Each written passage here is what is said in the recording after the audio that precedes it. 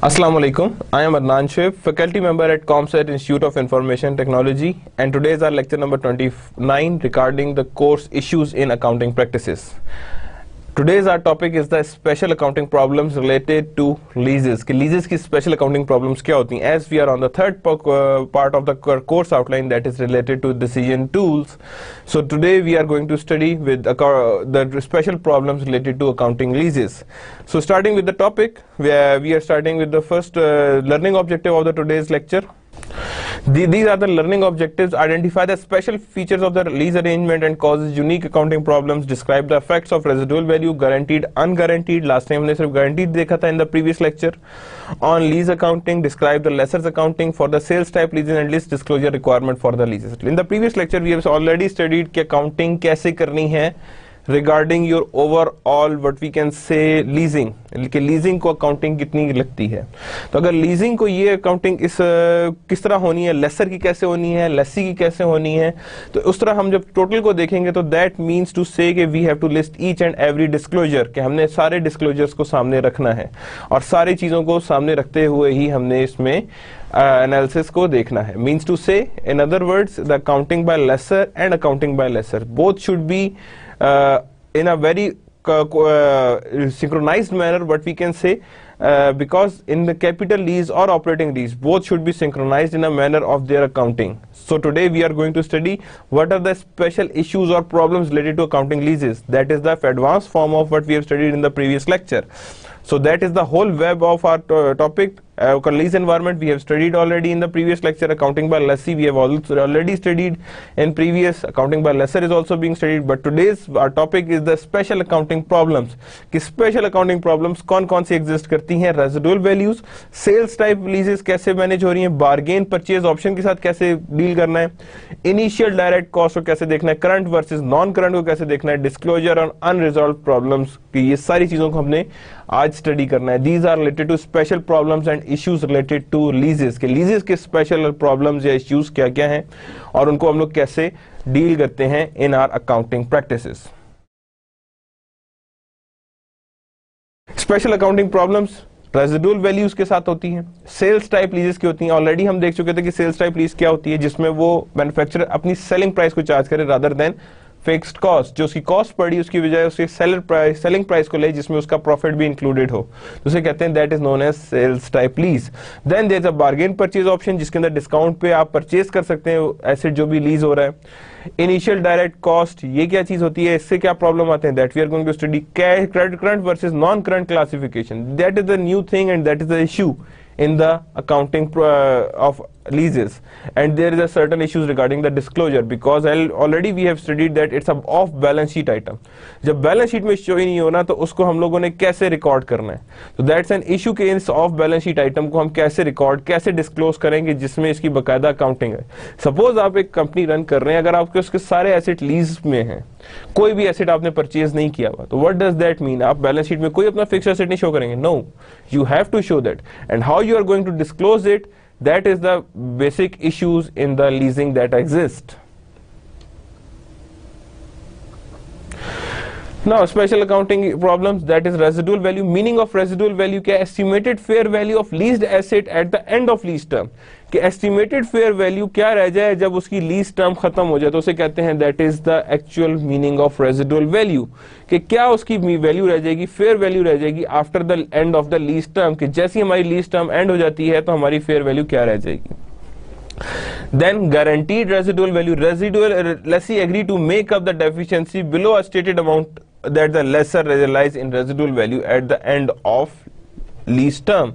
What does that mean, कि lessee agrees to make up the deficiency below the stated amount, कि लेसी जो लेसी है, लेसी वो क्या करेगा, वो जितनी भी अमाउंट, अगर सपोज वो कहता है जी मेरे पास जो इसमें रेजिडुअल वैल्यू वो 25,000 रहनी चाहिए, अगर 25,000 से नीचे चली गई रेजिडुअल अमाउंट तो lessee will make up for it, because कौन यूज कर रहा था एसेट, लेसी यूज कर रहा था, और जब वो लेसी यूज कर रहा था that means they have to make up for that specific stated amount, कि यानी वो जो डिफरेंस आएगा उसको लेसी को कवर करना जरूरी है. तो that means that lessor should realise in residual value at the end of lease term. That is the meaning of guaranteed residual value. Who would be the sufferer if there is a lower price? That is your overall lessee, because lessee को उसे makeup करना पड़ेगा ताकि वो overall सही तरह work कर सके।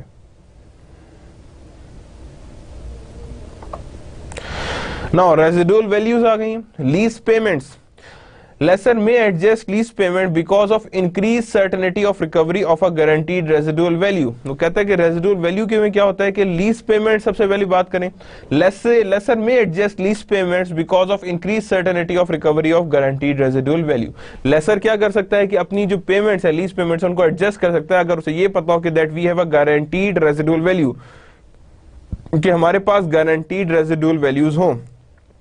Lesi accounting for residual value, lessee का क्या हुआ accounting for residual value, the minimum lease payment includes a guaranteed residual value but excludes unguaranteed residual value, means to say कि the minimum lease payments includes guaranteed residual value but excludes the unguaranteed residual value, that is known as your minimum lease payments, यानी वो guaranteed residual value को include करेगा, unguaranteed residual values को include नहीं करेगा। If there is any unguaranteed residual value, that means there is no inclusion in a minimum lease payment, कि minimum lease payment में उसकी inclusion नहीं होगी। इसीलिए lesser जो है वो lease payment adjust करता है, because minimum lease payment में उसका contribution होता है for the specific guaranteed residual value, उसका lease payment का इसमें हिस्सा होता है। Now special accounting problems, illustration, guaranteed residual value, lessee accounting, Caterpillar Financial Service Corporation, a subsidiary of Caterpillar and a Sterling Construction Corporation, signs a lease agreement dated January 1, 2012 that call for Caterpillar to lease a front-end loader for Sterling beginning on January 1, 2012. The term and provision of the lease agreement and other permanent data are as follow. Caterpillar Financial Services Corporation, a subsidiary of Caterpillar, and a Sterling Construction Corporation signs a lease agreement. क्या करेगा? आपस में lease agreement sign कर रहे हैं. Financial service means ये lessor है. Sterling Construction means जो लीज पे ले रहा है इक्विपमेंट, ठीक है ना, और कब ले रहा है? जनवरी 1, 2012 में. That calls that the Caterpillar to lease a front-end loader to a Sterling beginning on January 1, 2012. To lease a front-end loader to Sterling beginning at January 1, 2012. The terms of agreement are as follow. The term of lease is 5 year, 5 साल की lease है. The lease agreement is non-cancelable, that is fine. Requirement equal rental payments at the beginning of each year. Equal rental payment हो each year यानी annual basis पे. The loader has a fair value at the inception lease of 100,000 and the estimated economic life is 5 years and estimated residual value is $5,000 at the end of lease. यानी कितनी उसके पास estimated residual value? Now there is no mentioning of the guaranteed and non-guaranteed, but this is known as being guaranteed residual value. Illustration further. Sterling pay all the executive costs directly to the third party except the property tax. वो सारी executive cost जो होती हैं, executive cost जितनी भी होती हैं, वो सारी की सारी वो directly third parties को pay कर दी हैं except property tax, which is included as a part of annual payment to Caterpillar. जो किसका part होगा? Annual payment to Caterpillars. The lease contains no renewal option. The loader revert the Caterpillar at the termination of lease. यानी loader जो है वो वापस revert हो जाएगा Caterpillar जब lease खत्म होगी. Sterling's incremental borrowing rate is 11% per year. यानी कि Sterling का incremental borrowing rate कितना है? 11% है. And Sterling depreciate at straight line basis.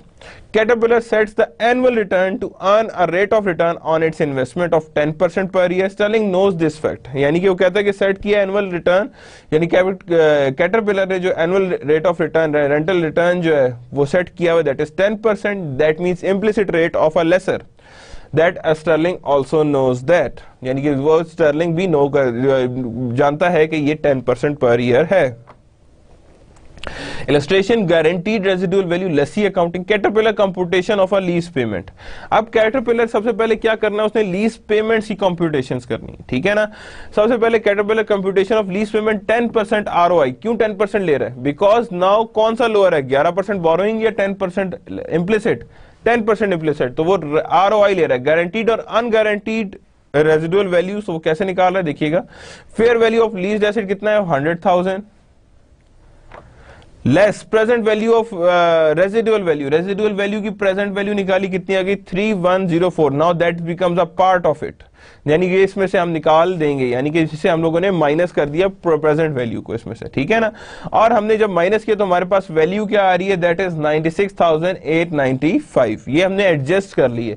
क्यों एडजस्ट हुई है, because that is guaranteed residual value, and that mean 96,895 divide by आपका जो डिस्काउंट फैक्टर था उसे डिवाइड किया तो हमारे पास क्या आ गई, पेमेंट आ गई। एनुअल लीज पेमेंट कितनी करनी है, that is 23,237। Still we can say that it's a beginning of year, because January 1 2012 की बात हो रही है, और जनवरी 1 की बात हो रही है तो that means we are talking about the start of the year, और द यानी we are talking about the beginning annuity due.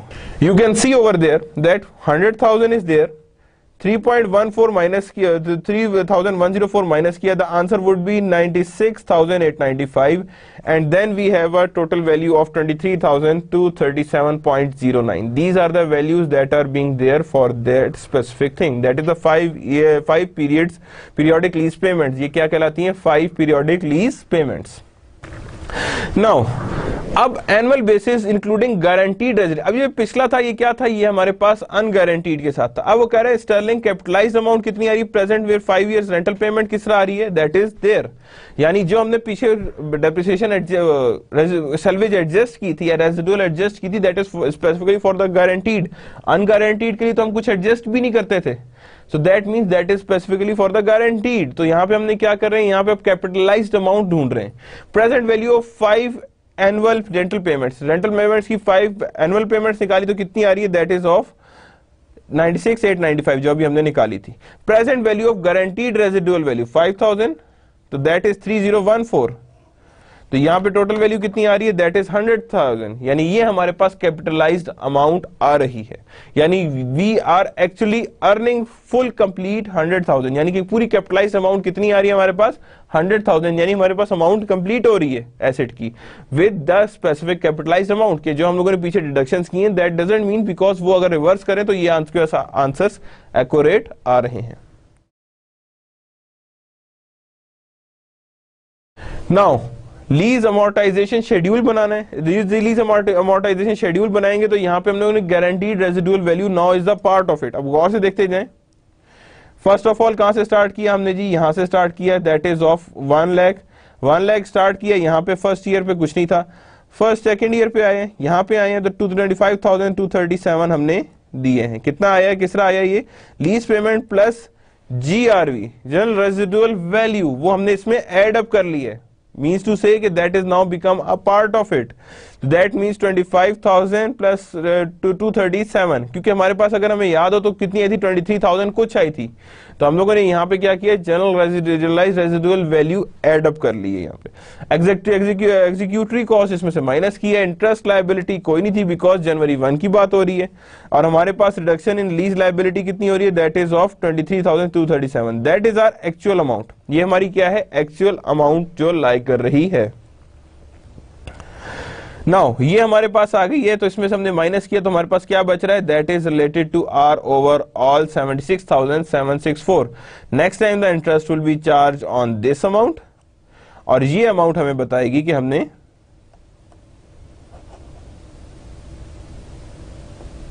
ये अमाउंट हमें बताएगी कि that is our overall interest. So same is the pattern में गौर से देखें तो एक सेम पैटर्न पे चलता जा रहा है कि हमने इस पैटर्न में कैसे पूरा का पूरा एडजस्ट करना है, यानी ये हम लोग इक्वल करते जा रहे हैं। ये जो हमारे पास देखें वैल्यू देखें, हमारे पास अगर इंस्टॉलमेंट की वैल्यू आई थी वो कितनी आई थी, दैट इज आई थी 23,237, ठीक है ना। और इसमें हम ऐड करेंगे क्या चीज, जो एग्जीक्यूटरी कॉस्ट है, क्योंकि हमने नहीं दी थी, हमने कहा था ये रहेगी, तो कितनी आएगी 25,237.09। तो ये हमारे पास आ रही है, इसीलिए कह रहा है कि that is being included, that means lease payment plus any other thing जो इसमें इन्वॉल्व होगी। एंड 23,000 क्यों हम लोग इसमें अभी रेजिडुअल वैल्यू एडजस्ट नहीं कर रहे, बिकॉज हमने जो वैल्यू निकाली थी 23,237 वो after adjustment of residual value निकाली थी, कि जब हमारी रेजिडुअल वैल्यू एडजस्ट हो चुकी थी तभी हमने सामने निकाला था कि नाउ इट इज, कि हमने कहा जी ठीक है अब हमारे पास जो वैल्यू आ रही है दैट इज एक्यूरेट और that could be used easily, कि हम उसे आराम से यूज भी कर सकते हैं फॉर द कैलकुलेशंस। तो यहां पे देखें तो lease liability with the passage of time कम भी होती जा रही है बाय रिडक्शन इन लायबिलिटीज। ये देखें यहाँ पे 76 में से अब ये माइनस हुआ है, दैट मीन 61 में से 17,116 हुआ है, देन 44 में से 18 माइनस हुआ, this one, there is this one, and then after minusing this we have only this one. अच्छा यहाँ पे गौर से देखें तो ये अमाउंट एज इट इज यहाँ पुट करके गए, मे बी ये वैल्यू में चेंज आ रहा हो, डिफरेंस आ रहा हो, यहाँ पे कुछ बच भी जाए आपके पास, but to in order to get zero over here you have to directly put this whole amount in the last year up to this much, और जो भी अमाउंट आएगी वो यहाँ पे as it is आ जाएगी, इसीलिए यहाँ पे देखें इसके ऊपर स्टेरिक लगे थे।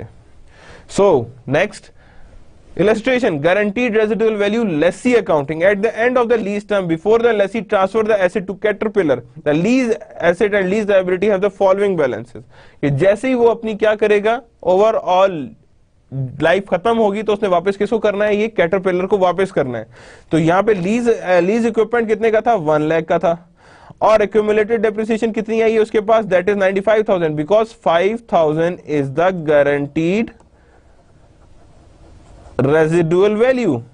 वो क्या है, गारंटीड रेजिडुअल वैल्यू है, जो हमने ऑलरेडी क्वेश्चन में देखा था, ये guaranteed residual value. Interest payable कितना था, 454 था, ठीक है ना, साल के आखिर में, और लीज लायबिलिटी कितनी थी, 454, क्योंकि हमारे पास इतनी हमारे पास चेंजेस आ रहे थे। तो जब हमने इसको टोटल किया तो हमारे पास वी हैव नेट ऑफ 5,000, यानी 5,000 का भी हमारे पास सेटलमेंट रहता था, और लीज लायबिलिटी लास्ट ईयर इतना ही रहता थी, जो अभी हमने देखा है कि 4,545 रहता था, और इंटरेस्ट पेएबल कितना रहता था, 454।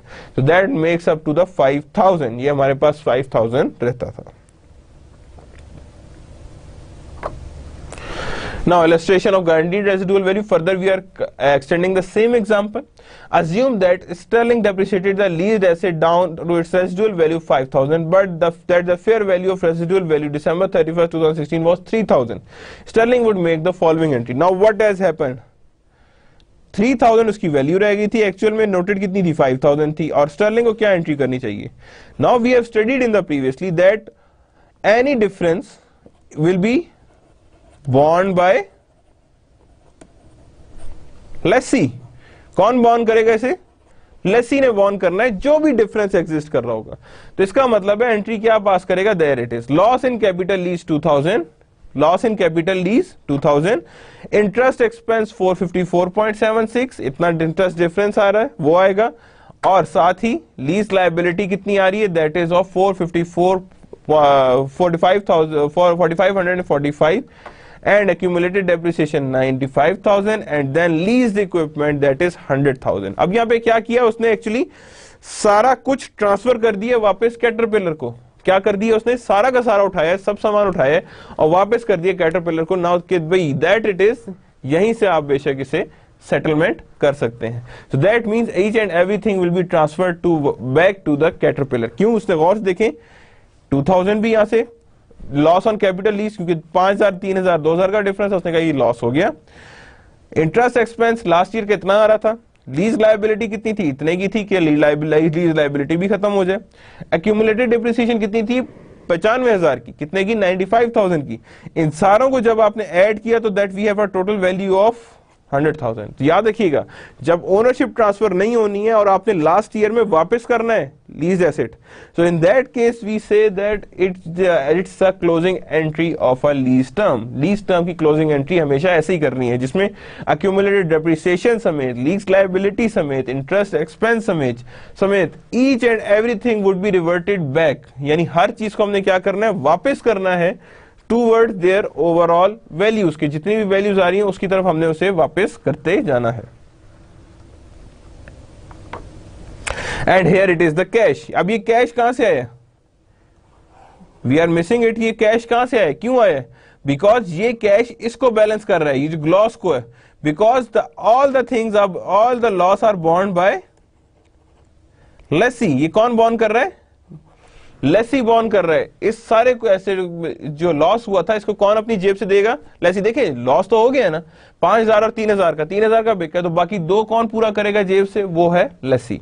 तो जब वो जेब से पूरा करेगा दैट मींस कि आपके पास से तो लीज्ड इक्विपमेंट भी जाएगा प्लस जेब से 2,000 एडिशनल भी जाएंगे, यानी दोनों चीजें आपके जेब से एटलीस्ट जाएंगी, तभी आपके पास आएगा लीज्ड इक्विपमेंट एंड कैश, यानी दोनों की चीजें आपके पास सामने क्लियर होके आएंगी। So that means leased equipment and then it is cash.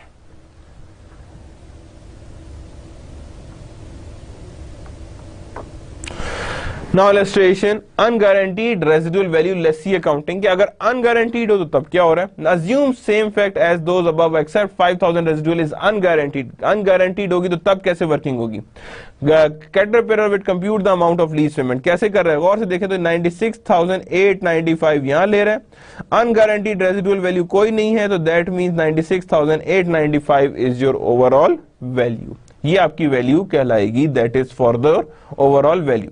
यानी अनगारंटीड वैल्यू जो नॉट कैपिटलाइज, तो लीज कैपिटलाइज अमाउंट कितनी आई? 96,895। अब वहां पे देखें तो दोबारा ये कैलकुलेट नहीं हुई हुई, यहां पे देखें ये वाली सेम है, 23,237.09 इंटू 4.16। अब उसने पुरानी ही रेजिडुअल वैल्यू को सामने रखा हुआ है। अब यहां पे वो कोई चीज ऐड नहीं कर रहा, मींस टू से कि पहले जो उसकी कैपिटलाइज अमाउंट कितनी थी? 1 लाख थी। अब वो कैपिटलाइज अमाउंट 1 लाख नहीं चार्ज करेगा, बल्कि कितनी चार्ज करेगा? 895। This much would be charge, because वो जो डिफरेंस था वो एक्चुअली अब उसके पास कंफर्म नहीं है। कंफर्म होता तो उसे एडजस्ट करता, अदरवाइज कंफर्म नहीं है तो उसे एडजस्ट नहीं करेगा। सो दैट इज द केस कि जब भी हम अनगारंटीड आती है तो अनगारंटीड के लिए हम रेजिडुअल को एडजस्ट नहीं करते हैं। क्यों नहीं एडजस्ट करते? बिकॉज दैट इज अनगारंटीड, और गारंटीड को हमेशा एडजस्ट करते हैं। Now we have a total value asset that is being financed is the 96,895.40।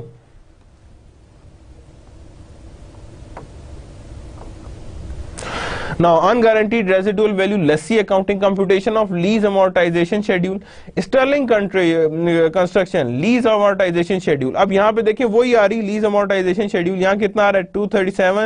25,237 अब वो कितनी थी? 23,237.09 प्लस 2,000 ऑफ एग्जीक्यूटरी कॉस्ट, तो यहाँ पे हमारे पास 25,237.09 आ रहा है। सेम इज द केस, यहां से हमने क्या किया? इसमें से कहा जी ये 2,000 यहाँ पे अलग हो गया, इसका मतलब है इसमें से हमने माइनस किया, वी हैव 237,279। इसमें से अब ये माइनस किया तो वैल्यू हमारे पास ये आ गई। अब इस पे जब मैं इंटरेस्ट चार्ज करूंगा तो मेरे पास ये आएगा, और ये आएगा तो इसका मतलब है दिस माइनस दिस, तो पीछे क्या बचेगा? ये, और ये चीज हम इसमें से माइनस करेंगे, this comes this, then it will be minus from here, then it comes this, then it is, and then in the same manner we are going to develop the amortization schedule। now changes क्या क्या आई हैं? गौर से देखें तो lease liability यहाँ पे कितनी आ रही है? दैट इज ऑफ इंटरेस्ट की 22,112, और लास्ट ईयर में सारी की सारी एडजस्टमेंट कितनी हो रही है? That is 21,124। so that means the value has got changed। पहले 454 आ रही थी, but now we are not analyzing that 454, we are just going for the total value कि जो वैल्यू हमारे पास लाए करती है। Now further illustration, at the end of the lease term, Sterling transfer the asset to Caterpillar. The leased and the liability account has the following balances। अब leased equipment कितना था? इतना था। अब और टोटल एक्यूमुलेटेड डेप्रिसिएशन भी इतने की हो गई है। लीज लायबिलिटी नथिंग, कुछ भी नहीं रहेगी लीज लायबिलिटी। क्यों? सारा कुछ आपका पास वहां पे एंड हो रहा है, ठीक है ना? जो भी कोई भी थी, क्योंकि हमने वहां पे रोक लिया था, तो इसका मतलब है वहां पे हमारे पास इंटरेस्ट, लास्ट टाइम क्या था? इंटरेस्ट भी रुक गया था और लीज लायबिलिटी भी रोक दी थी हमने। लीज लायबिलिटी थी 4,545 इतनी थी, और ये थी 454, तो इन दोनों को ऐड किया था तो हमारे पास कितना था? 5,000। हमने कहा जी ये इसकी रेजिडुअल लास्ट ईयर की थी, लेकिन जब यहाँ पे तो लास्ट ईयर है नहीं, गारंटीड है नहीं रेजिडुअल, तो इसका मतलब है all in all will be accumulated depreciation. सारी की सारी किस में चली जाएंगी? एक्यूमुलेटेड डेप्रिसिएशन में मूव कर जाएंगी, और ये एक्यूमुलेटेड डेप्रिसिएशन आपको गाइड करेगा कि where you are going to lie over there, कि किधर आप जाके इस पे लाई करेंगे।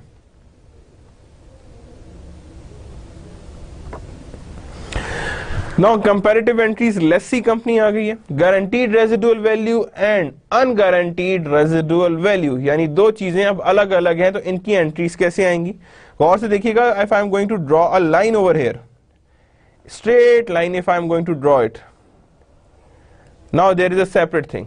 Two can see the capitalization of lease. या lease को require कैसे करें, guaranteed कैसे कर रहे हैं, that is 100,000 100,000. unguaranteed ने कैसे रिकॉर्ड की, that is 96,895 96,895. फर्स्ट पेमेंट जनवरी कितनी आई जी, पहले तो टैक्सेस दे दिए, फिर लीज लायबिलिटी दे दी, देन कैश दे दिया. इसकी भी यही हुआ है कि पहले प्रॉपर्टी टैक्स एक्सपेंस दे दिए and then lease liability then cash, दोनों की एंट्री सेम है. एडजस्टिंग एंट्रीज कैसे होंगी, interest expense payable this much and this much, interest expense payable that is 7335. अब यहाँ पे देखें तो इंटरेस्ट एक्सपेंस डिफरेंस आ रहे हैं. Why it is different, because it is different because there is a different capitalisation of leases के, leases की कैपिटलाइजेशन डिफरेंट है, एक की 100,000 कंप्लीट है, एक की 96,895 है. Then entry to record depreciation, depreciation expense 19,000, accumulated depreciation 19,000. depreciation expense कितना है 93,379 और accumulated depreciation कितनी है 19,379 on the unguaranteed side. अब नीचे आएंगे, सेकंड पेमेंट की क्या एंट्री होगी, property tax again, lease liabilities there, interest expense is there, cash is there. Same is the case but with different amounts on the case of unguaranteed. अब गौर से देखें तो एक चीज में डिफरेंस आ रहा है. जब हम बात कर रहे हैं गारंटीड लीज पेमेंट, इसकी बेशक लीज लायबिलिटी जो थी वो थोड़ी थी, ठीक है ना, लेकिन इसकी जो ओवरऑल बाकी इंटरेस्ट एक्सपेंस है वो क्या है, उससे लोअर है गारंटीड से एज कंपेयर टू गारंटीड, यानी अनगारंटीड का इंटरेस्ट एक्सपेंस लोअर है as compare to guaranteed. Depreciation ज्यादा चार्ज हुई है इसमें बिकॉज ज्यादा वैल्यू थी, तो इसका मतलब है depreciation is higher on the unguaranteed side as compared to guaranteed side. And same is the case with the property tax. हम यहाँ पे देखें तो लीज लायबिलिटी वहां पे कम दी जा रही है गारंटीड में, लेकिन अनगारंटीड में लीज लायबिलिटी ज्यादा दी जा रही है, यानी ज्यादा अमाउंट आप पे कर रहे हैं. So that is how it works. That is interest expense भी देखिए उसका कम है, इसका ज्यादा है in case of guaranteed residual value. So that total cash would be 25,237.09. That is your overall guaranteed residual values.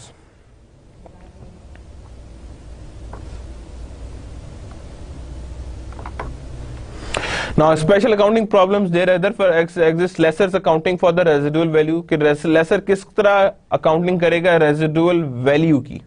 So that it is, let's see for the illustration. First of all, let's see what it is. The lessor works on the assumption that it will realize the residual value at the end of lease term. यानी कि lessor works on the assumption, वो जब भी assumption ये लगाता है कि मैं residual value तब realize करूंगा जब lease term end हो जाएगी, and whether guaranteed और unguaranteed, क्या कि चाहे वो guaranteed हो चाहे unguaranteed हो, मैंने lease term के end पे इसे recognize करना है. Illustration, assume a direct financing lease with a guaranteed residual value. क्या कर रहे हैं, direct financing lease means that cost lease है with the residual value either guaranteed or unguaranteed, यानी या तो वो guaranteed है या unguaranteed है, of $5,000. कितनी अमाउंट की, $5,000 की. Caterpillar determines the payment as follow. अब पेमेंट कैसे हो रहा है, फेयर वैल्यू कितनी थी हमारे पास, that is 100,000. Present value of 5,000 कितनी निकली है, दैट इज 3014. तो टोटल अमाउंट कितनी आ रही है, दैट इज 96,895. और टोटल इंस्टॉलमेंट कितनी आ रही है, दैट इज 23,237. कितनी आ रही है, 23,237.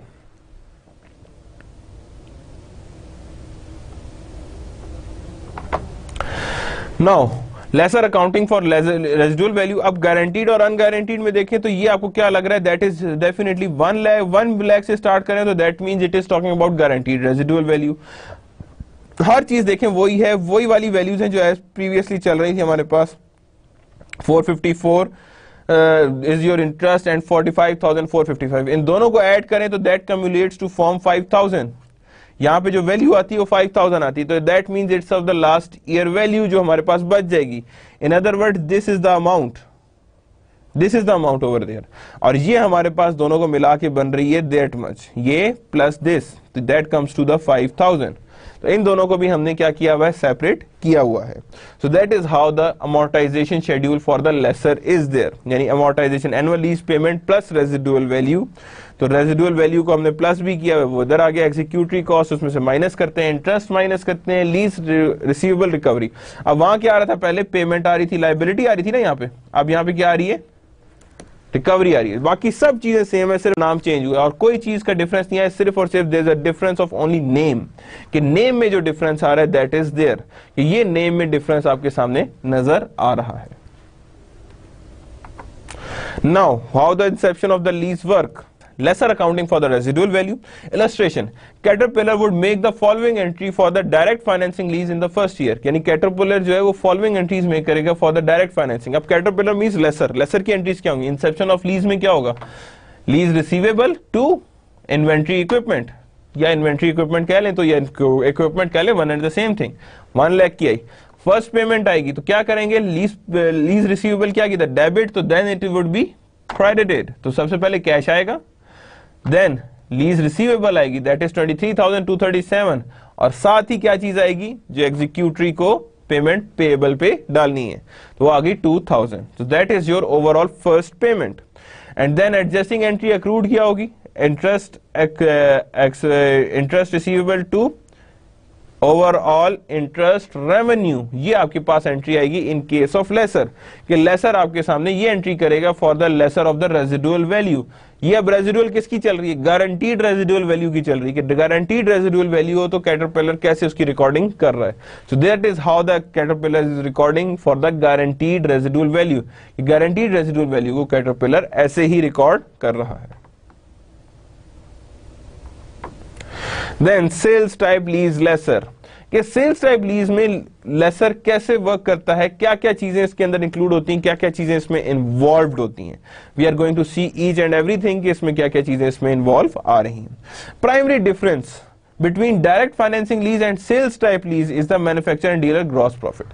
एक में gross profit added होता है, एक में gross profit added नहीं होता. Suppose you have developed something in 10 rupees और अगर आप उसे बेस 15 में रहे तो that means कि आप 5 रुपए का प्रॉफिट कमा रहे हैं. अगर मैं इसकी वैल्यूएशन करूं on 10 rupees तो इसका मतलब है I am talking about direct financing.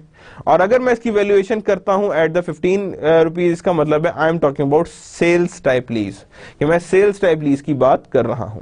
Laser record the sale price of an asset, the cost of goods sold related to inventory reduction and the lease receivable. यानी कि लेसर रिकॉर्ड करेगा sales price of asset and the cost of goods sold and related inventory reduction and the lease receivable. यानी इससे lessor हम किस पे record करेगा, at the sale price and the cost of goods sold.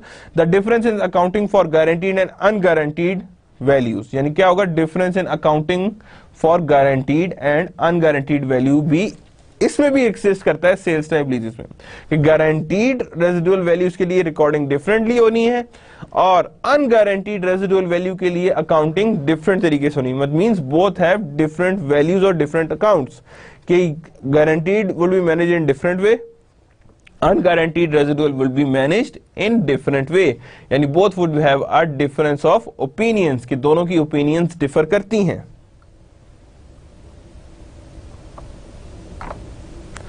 Sales type lease, how does it works? You can see that in the case of their direct financing lease equals fair value, cost of asset होती है. Cost of asset में हम लोग क्या कमाते हैं over the year, that is of your overall interest revenue, और total interest and principal यहां पे आता है. लेकिन जब सेल्स टाइप होती है तो हम लोग कहते हैं does not a fair value on the cost of asset, it is on the sale price. हम सेल प्राइस को लेते हैं, इतना पोर्शन कहलाएगा ग्रॉस प्रॉफिट, इतना पोर्शन कहलाएगा इंटरेस्ट रेवेन्यू, और at the end it is known as interest plus principal. क्या कहेंगे इसे, इंटरेस्ट प्लस प्रिंसिपल अमाउंट. इन दोनों को प्लस करेंगे that we have a sales type lease. That's the how the lesser works. कि एक कहलाता है कि डायरेक्ट फाइनेंसिंग का मतलब है इक्वल फेयर वैल्यू पे चलें, दूसरा कहता है कि नहीं, we are not equal to fair value with our cost, we are on the sales price. हमने सेल्स प्राइस पे इसकी वैल्यूएशंस करनी है.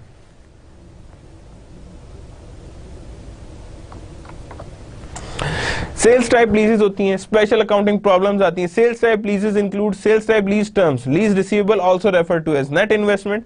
यानी लीज रिसीवेबल्स में क्या आती हैं, नेट इन्वेस्टमेंट आती हैं, यानी कि नेट इन्वेस्टमेंट जितनी की है, the present value of minimum lease payment plus the present value of any unguaranteed residual value. The lease receivable therefore includes the present value of residual value whether guaranteed or not. अब यहाँ पे change आ रहा है, गौर से देखें तो the terms written over there, unguaranteed and the lease, just focus on this sentence.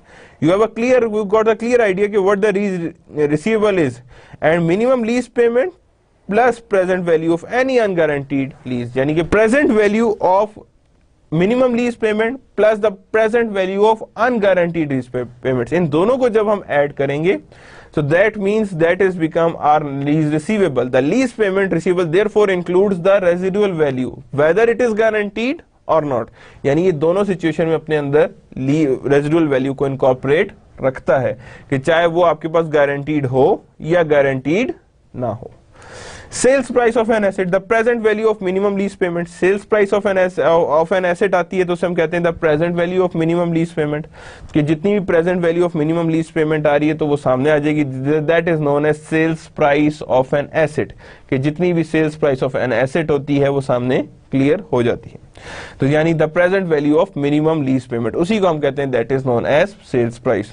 Cost of goods sold, the cost involved in asset less present value of any unguaranteed residual value. The cost of asset to a lesser is the less present value of unguaranteed residual value. Means इसमें से unguaranteed residual minus होती है, इसमें unguaranteed residual value इसका part नहीं होती. There is no part for the unguaranteed residual value.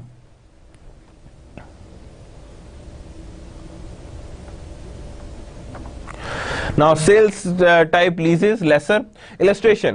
To illustrate a sales type lease with a guaranteed residual value and within the unguaranteed residual, यानी कि हम लोग क्या करें, illustrate करें sales type within guaranteed and unguaranteed residual value. Assume the same facts in preceding direct financing lease. The estimated residual value is 5,000. वही example continue कर रहे हैं. The present value of which is 3104.60 and the lease equipment has 85,000 cost of dealer. यानी lease equipment की कितनी है, cost of dealer, that is 85,000. Caterpillar assume that the fair market value of the residual value is 3,000 eight the end of lease year. यानी कि assume क्या कर रहा है, fair market value of lease क्या है, रेजिडुअल वैल्यू क्या है, that is 3,000 eight the end of lease term. और लीज इक्विपमेंट की वैल्यू कितनी है, that is 85,000 cost to a dealer. Now it means to say it's like a direct financing.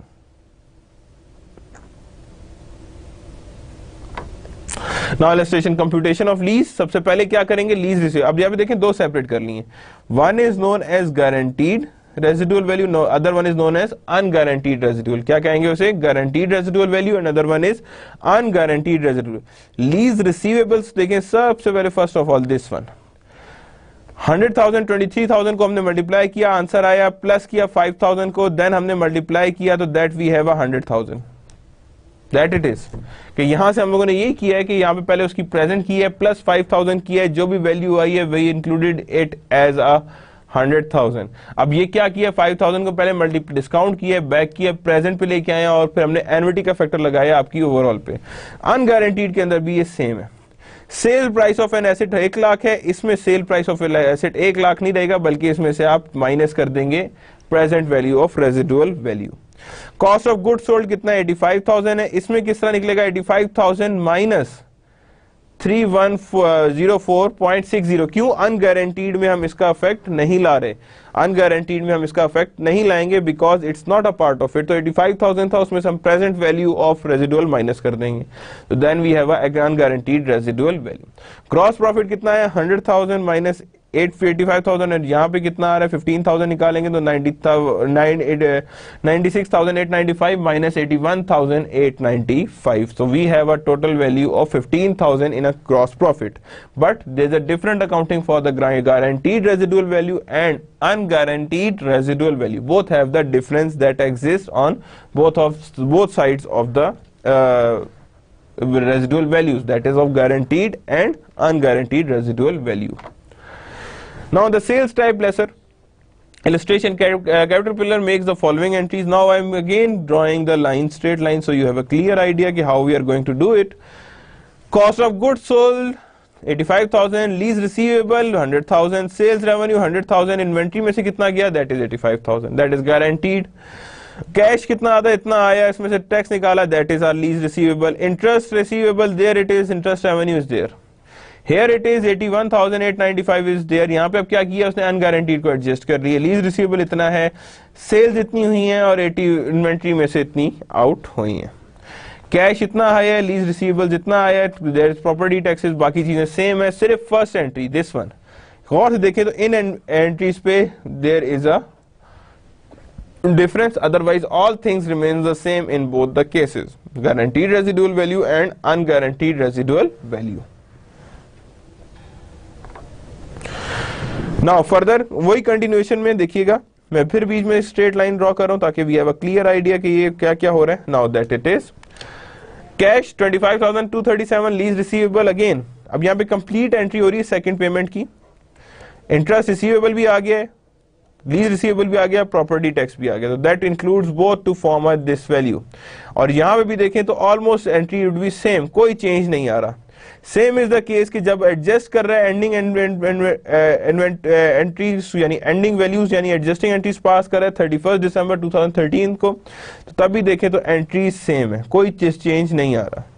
और जब वो रिकॉर्ड कर रहा है रेजिडुअल वैल्यू को, तो इसमें रिकॉर्ड क्या कर रहा है, इन्वेंट्री 3000, कैश 2000, लीज रिसीवेबल कितना हो रहा है 5000. ये क्या किया उसने, गारंटीड के लिए.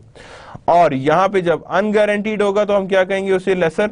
इन्वेंट्री 3000, 2000 का loss, lease receivable is there. यानी वहां पे कैश मिल रहा था 5000 की अगर सेल होती गारंटीड में, और यहाँ अनगारंटीड है, इसका मतलब है वो एस्टिमेट कितनी कर रहा है, 3000 कर रहा था, इसका मतलब है 2000 का लॉस एक्सपेक्टेड है जो वो बियर करेगा. That is the loss that he is going to beer.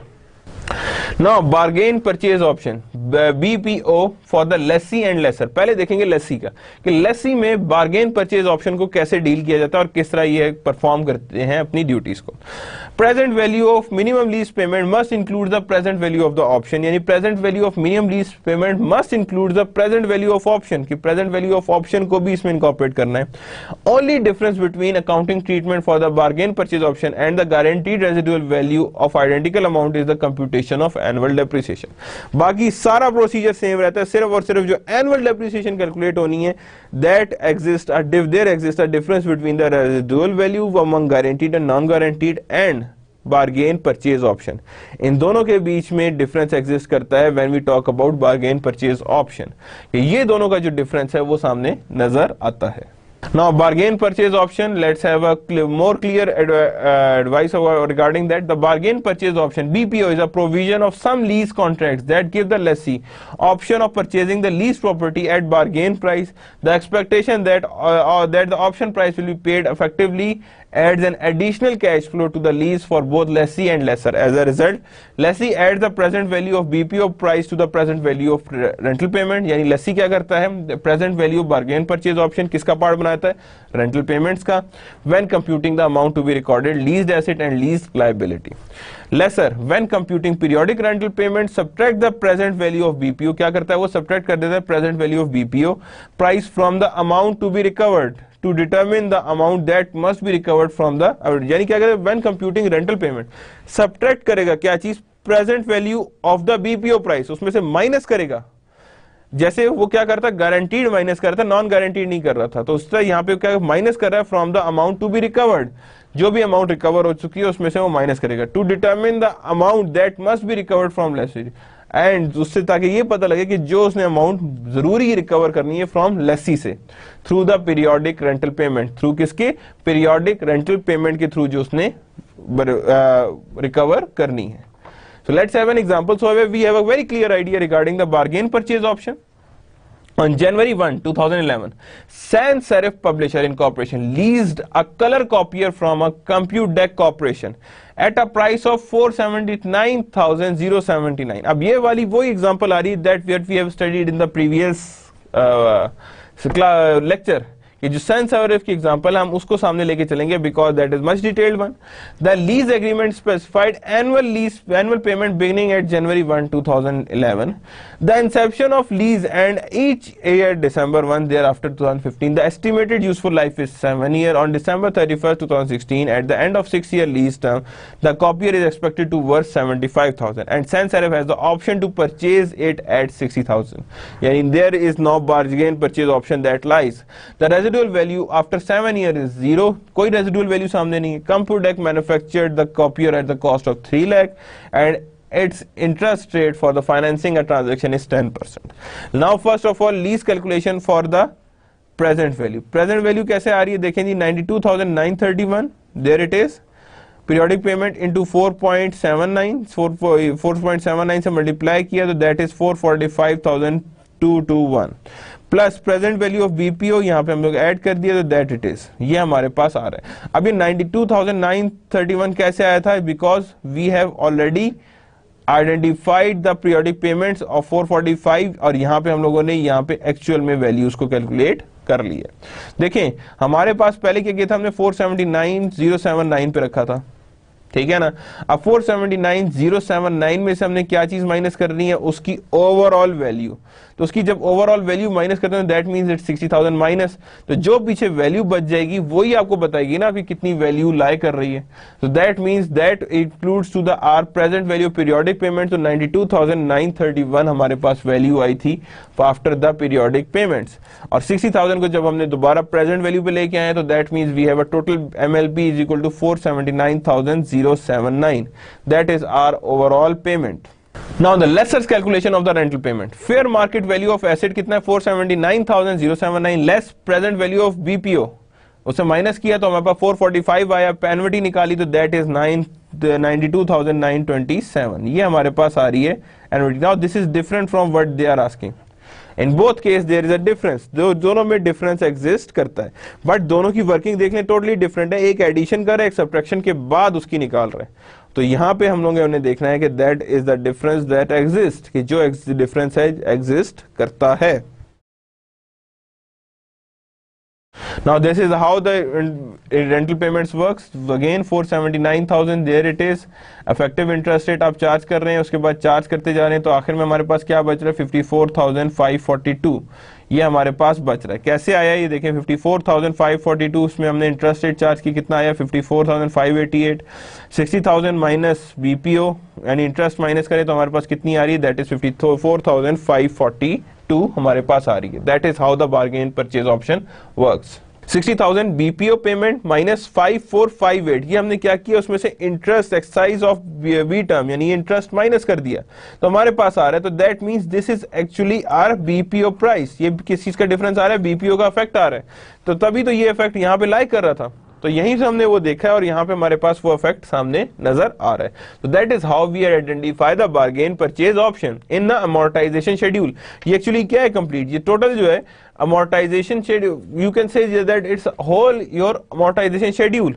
तो आखिर में जो बच जाएगा उसी को कहेंगे ना, that is known as your overall amortisation schedule, जो यहाँ पे यूज हो रहा है. So that means this amortisation schedule would be used.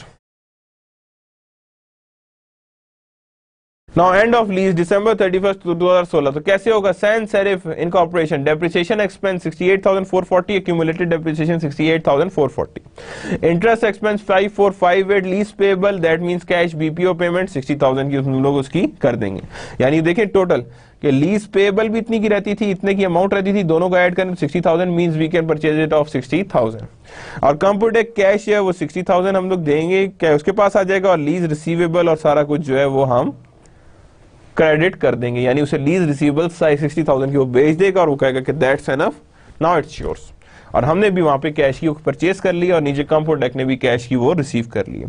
और this is known as refer to the amortisation schedule and computation of previous section. और यही हमने किया था कि 54,582 एंड 54,508 ये सारी चीजें इंक्लूड हुई थी, तो हमारे पास बन गया था that is total of Computech Corporation. तो यही हमने निकाला था अमोर्टाइजेशन स्केड्यूल से कि how the amortisation schedule works और किस तरह वर्क करता है, that is there.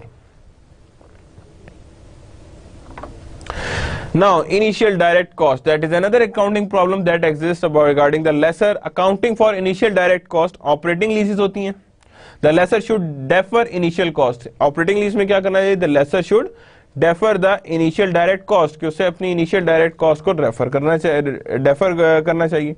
Sales type lease, the lessor expense the initial direct cost. And the direct financing, the lessor adds the initial direct cost to the net investment. यानी कि laser जो है overall direct finance cost जो है इसमें add up कर लेता है। So that means operating cost में क्या होगा, वो डेफर कर देगा इनिशियल कॉस्ट को, सेल्स टाइप में वो एक्सपेंस में डालेगा, एक्सपेंसेस द इनिशियल कॉस्ट में, और थर्ड डायरेक्ट फाइनेंसिंग वो इनिशियल कॉस्ट को अपनी नेट इन्वेस्टमेंट में डायरेक्ट ऐड कर लेगा, यानी डायरेक्ट कॉस्ट में अपनी नेट इन्वेस्टमेंट में इंक्रीज कर लेगा, और लेसर सेल्स टाइप में इनिशियल डायरेक्ट कॉस्ट में लेसर एक्सपेंस में डाल देगा।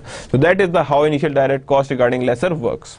Now current versus non-current, that is another accounting problem, special accounting problem that is very well known regarding leases के leases में ये problem कैसे exist करता है, और both cases में वो बहुत ज़्यादा ये नज़र आ रहा होता है कि that how the current and non-current works.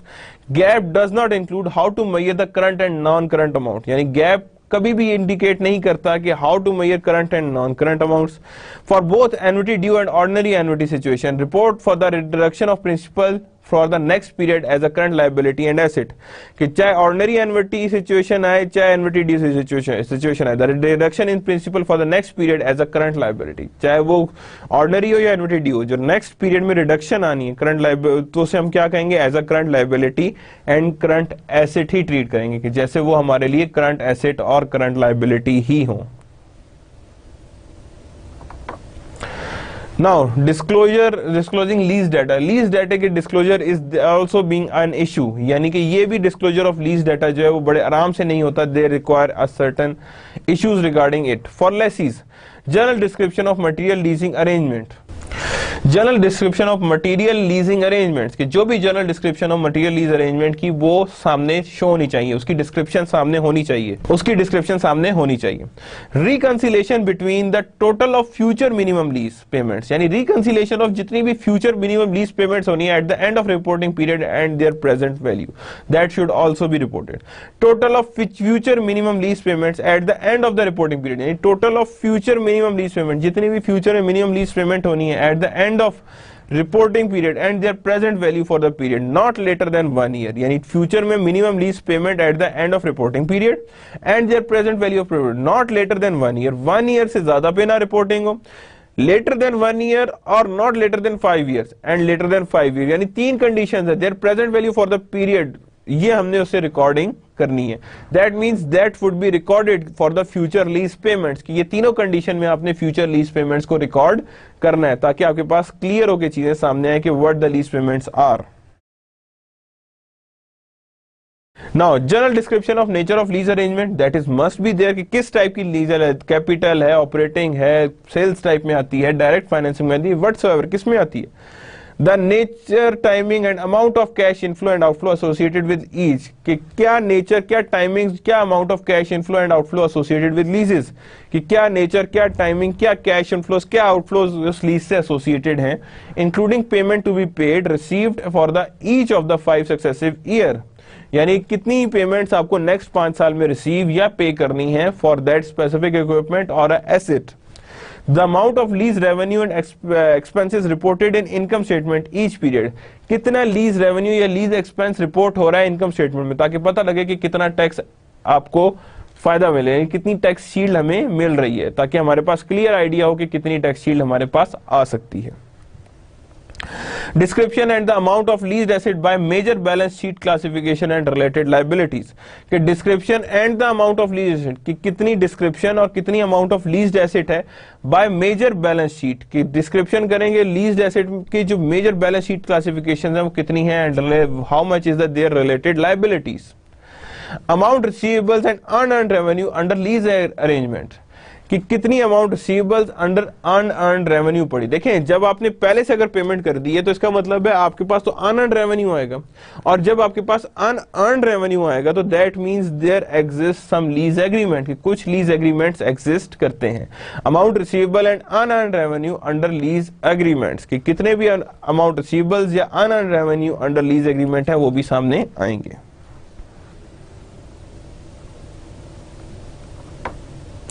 Now there are certain examples for the lease arrangement, के lease arrangements कैसे कैसे होती हैं ये देखिएगा सामने। 3-4 कंपनीज की दी हुई हैं, Harman Incorporation, Ardent Owen, Medanta Trucks and Upland Computers, Cabinets, Ovens, Trucks, Computers, यहाँ पे उसने ईयरली रेंटल दिए हुए, लीज टर्म दी हुई है, estimated economic life, purchase option भी दिए हुए, इसमें कोई नहीं है। यहाँ 75, यहाँ पे बीपीओ पड़ी है, यहाँ कोई नहीं है, यहाँ भी बीपीओ पड़ी है। रिन्यूअल ऑप्शन इसमें कोई नहीं है। यहाँ पे आप 5 ईयर रिन्यूअल ऑप्शन है, ये 15,000 पर ईयर की, और यहाँ पे भी रिन्यूअल और नो पेनल्टी, नॉन रिन्यूएबल और स्टैंडर्ड एंड रिन्यूएबल क्लॉज, ये भी there it is. Fair value at the lease क्या है 60,000, 120, 20, 10। Cost of asset to lessor 60, 120, 15 है। अब यहाँ पे इसका मतलब है सेल्स टाइप एग्जिस्ट कर रही है, और यहाँ पे भी डायरेक्ट लीज है। अब यहाँ पे देखें तो रेजिडुअल वैल्यू अनगारंटीड, देखें यहाँ पे गारंटीड, यहाँ पे भी नहीं है, यहाँ भी नहीं, यहाँ गारंटीड है, यहाँ गारंटीड नहीं है, यहाँ अनगारंटीड है, यहाँ अनगारंटीड है। Incremental borrowing 30, 12, 12, 12। Executive cost paid by lessee 30, तो लेसी इतना दे रहा है, इधर भी लेसी और इधर भी लेसी। प्रेजेंट वैल्यू कितनी आ रही है, present value of minimum lease payment 50,000 यहाँ पे आ रही है, और यहाँ 115, 28, 24 that is there. Use applicator fair value at the end of the lease कितनी होगी 5,000, 80,000 इज देयर फेयर वैल्यू, और 60,000 का आपके पास क्या था ओवरऑल जो वैल्यू आपके पास आ सकती है, not available, and there is 3,000। Now another example, Harman Incorporation। अब यहाँ पे क्या है, फर्स्ट बैक पे अगर देखें तो फर्स्ट वन क्या थी, Harman Incorporation। First of all example 1 को देखते हैं। The following is an analysis of Harman Corporation lease। Transfer title no, bargain purchase no, economic life 75% test, lease term 20 years की थी और economic life is 30 years, so that means it does not meet 75% test, so that means it is not on the 75% test. Recovery कितनी 90% हो रही है, तो fair value कितनी थी 60,000 थी, 60,000 का 90% लिया तो कितना आ रहा है 54,000। तो 54,000 को हम देखेंगे क्या रिकवरी हो रही है, तो रेंटल पेमेंट कितनी निकाली 6,000 निकली, प्रेजेंट वैल्यू निकाली तो हमारे पास आ रही 50,194, वो 90% भी नहीं मीट कर रही, तो that means it automatically includes in a operating lease. और ऑपरेटिंग लीज की सबसे आसान क्या एंट्री होती है, rent expense to cash for lessee और lessor cash to rent revenue, और कुछ भी नहीं है, बिकॉज वो 90% भी नहीं आ रही मिनिमम लीज पेमेंट्स में, ना उसमें आ रही ना 75% टेस्ट में आ रही, यानी चारों ऑप्शंस में वो लाए नहीं कर रही, ना उसकी 75% लाइफ पे आ रही है वो, ना ही 90% से ऊपर रिकवरी इन्वेस्टमेंट टेस्ट हो रहा है। कि 90% भी अगर उसका रिकवर हो रहा होता तो that means we could say कि यहाँ पे कि that is a lease arrangement on a capital lease. Then Arden's Oven Corporation, अब क्या हुआ है, The following analysis of Ordnance Owen Corporation lease, transfer of title कितना हुआ है, no, कोई ट्रांसफर नहीं हुआ। Bargain purchase option, the 75 option at the end of 10 years does not appear to be sufficiently lower than the expected fair value of 80,000। अब यहाँ पे देखिए फेयर डिफरेंस बीच में एग्जिस्ट नहीं करता। To make it reasonably assured that this will be excised, कि ये हमें बताया कि वाकई में ये ऑप्शन एक्साइज होगी।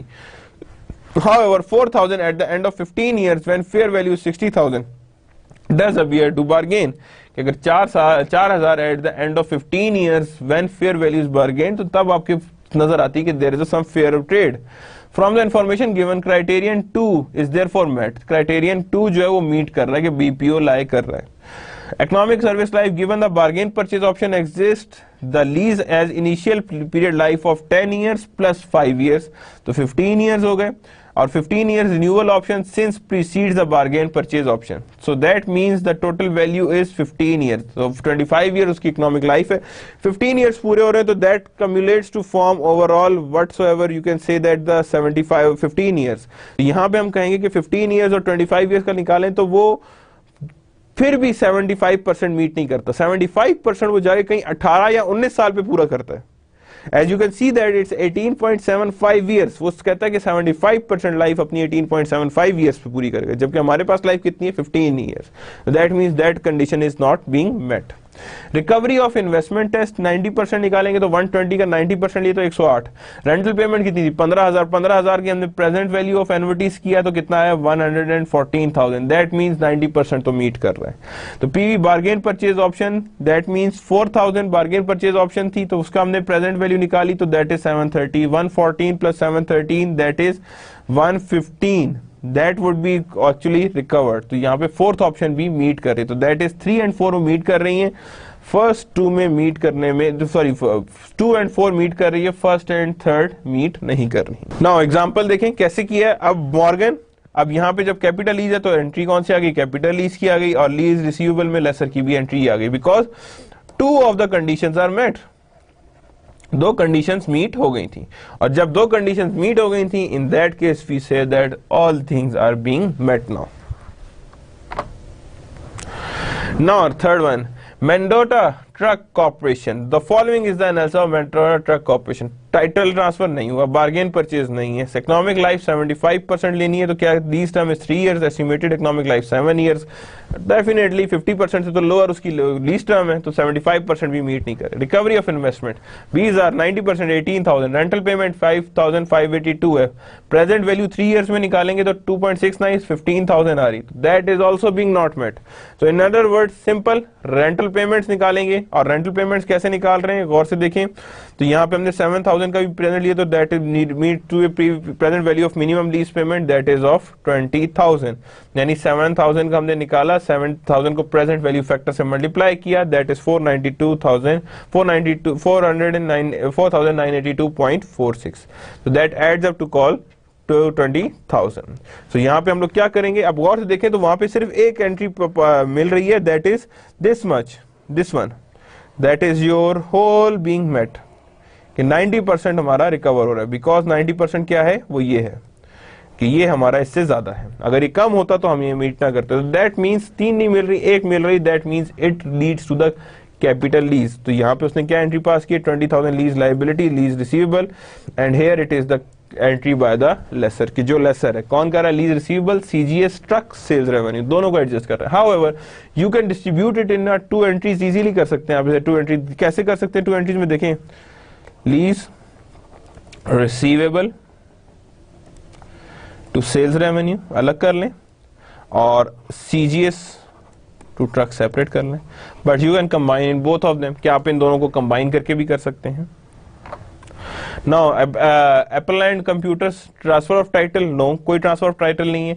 Bargain purchase option, that is no, still there. Economic life test ले लेते हैं, the time is 3 years, no bargain renewal period exist, therefore 75% does not exist. Recovery of investment 9,000, rental payment 3,557 थे, तो यहाँ पे हमने less executory cost निकाली तो 3057 बचा, 2.69 से मल्टीप्लाई किया तो that we have a total value of 8,224 आ रही है, तो that means it is also being not met.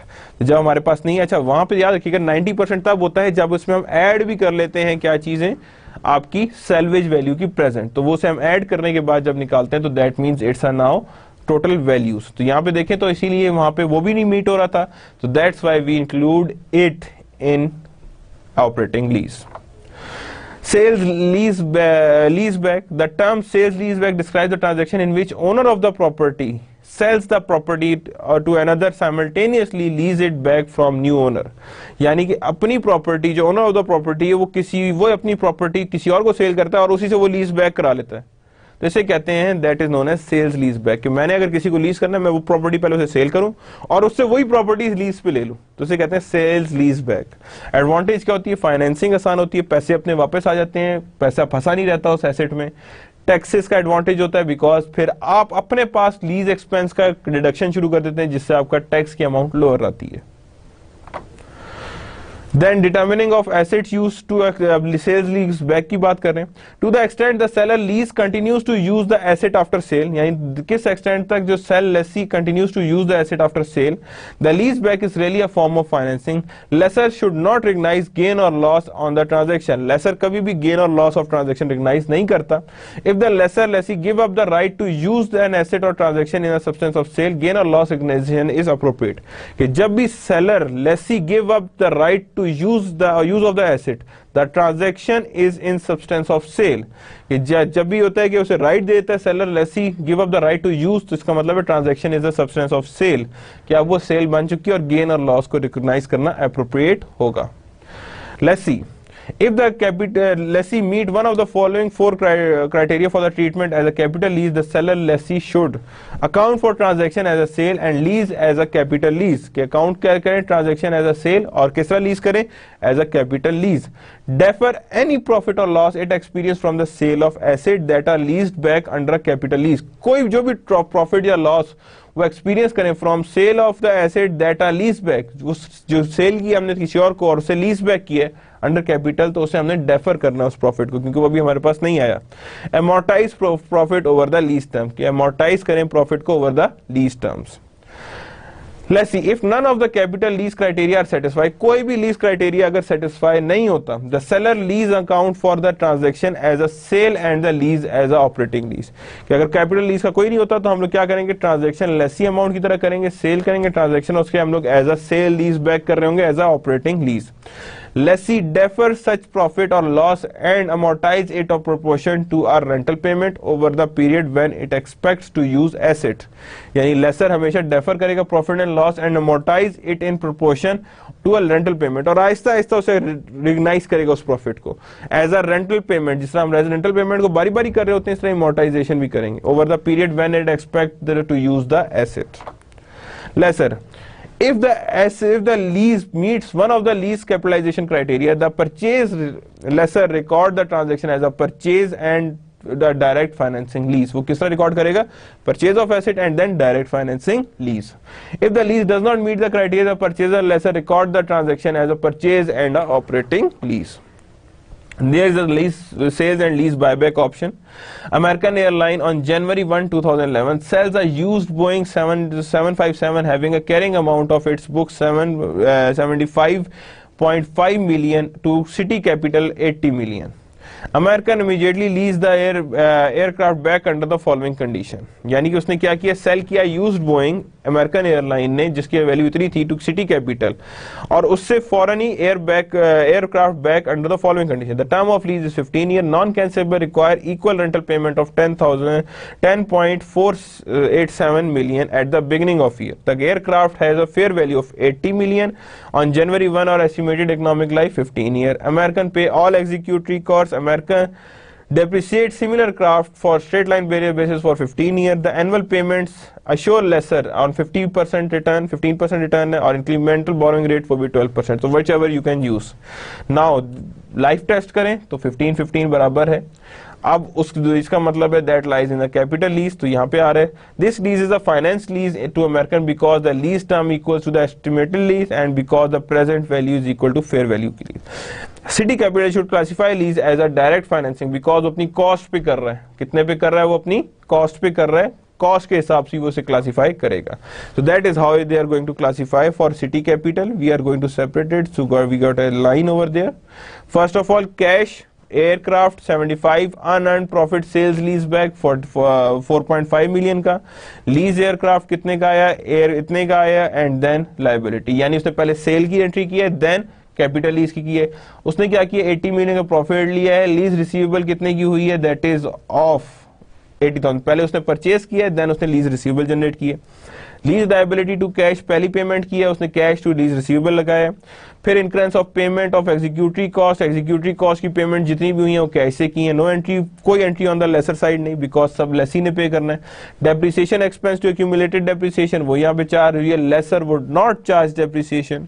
Then unearned profit on sales 3 lakh हुआ है, तो उसे हम लोगों ने अलग किया. डेप्रिसिएशन एक्सपेंस अलग किया, क्योंकि विद डेप्रिसिएशन नहीं है, यू कैन से it in a form of it could be amortisation expense, because हमने अमोर्टाइज करते हैं प्रॉफिट को. Not it's not a depreciation one, कि हम इसे कभी भी डेप्रिसिएशन नहीं कहते, because it is not amortisation, इसे अमोर्टाइजेशन कहते हैं. अमोर्टाइजेशन एक्सपेंस स्ट्रेट लाइन से निकाला है, तो यहाँ पे हमारे पास 300,000 आ रहा है, तो उसने अनअर्न्ड किया जैसी टाइम गुजरता जा रहा है, उसने पूरे साल का उसने चार्ज कर लिया. और लास्ट में गया तो इंटरेस्ट एक्सपेंस भी आ रहा है, तो इंटरेस्ट एक्सपेंस जब क्लोजिंग करेगा तो December 31 को तो interest expense to interest payable बनाएगा, और then interest receivable to interest revenue generate कर लेगा. So there are some relevant facts regarding your overall leasing. Both IFRS and GAAP share the same objective of recording leases by lessee and lessor, that according to the definition of asset and liability, or both lies on the same according definitions of asset and liability. GAAP for the leases uses bright line criteria to determine if leases arrangement transfer the risk and record of ownership. IFRS more general in its provision. यानी वो bright line से criteria बना रहा है gap, लेकिन IFRS journal है. If lease arrangement transfer the risk and reward of ownership, कि जब बड़ा क्रिएटिव लाइन बनाई हुई है in case of gap, but IFRS बहुत obvious है इस पे. One difference IFRS and gap is that finance leases are referred to as capital leases in gap. यानी फाइनेंस लीज क्या होती हैं? कैपिटल लीज कहा जाता है गैप में, बट IFRS में से फाइनेंस लीज कहा जाता है.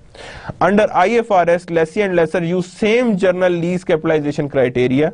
Gap has additional lesser criteria. Payment are collectible and there is no additional cost associated with it. That is the difference. Gap में दो additional rely करते हैं कि payments are collectible and there is no additional cost associated with lease. ये gap में lie करते हैं. However, there is the additional criteria doesn't lie in IFRS. IFRS requires that lessee use the implicit rate to record a lease unless it is impractical to determine the lesser implicit rate. Gap requires use of incremental rate. यानी वो कहता है कि lesser requires implicit rate use किया जाए IFRS में, अगर नहीं दिया हुआ तो तब borrowing rate पे जाए. Gap कहता है कि incremental rate use करें, borrowing rate use करें rather than implicit rate. Under gap, extensive disclosure of future non-cancelable lease payment is required each of the next 5 years or whatsoever. Although some international companies like Nokia year by year breakout भी वो show करती हैं, but the important thing is कि आप अगले 5 साल का non-cancelable का पूरा प्लान जरूर शो करें कि ये हमने लीज ली हुई है. So that's the end of our lecture number 29, and that's the end of our today's topic of the leases. What are the issues? We have studied each and everything. What the guaranteed, what is non-guaranteed, that is current, what is non-current, what is sales, lease back, how it will be managed. Then we have studied certain things regarding the direct values and something regarding bargain purchase options. So that's the end of the today's lecture. Allah Hafiz.